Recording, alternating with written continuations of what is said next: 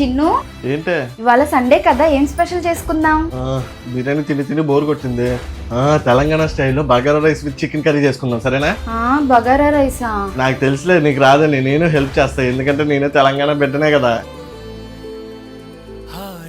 పంచే ఈ చల్లగాలి మళ్ళీ మళ్ళీ రాదే, నీతో ఉంటే ఏ హాయికైనా నాకేం లోటే లేదే. అదుగు ఆ మాటే అంటోంది పూటే, సంతోషమంటే మనమేనని.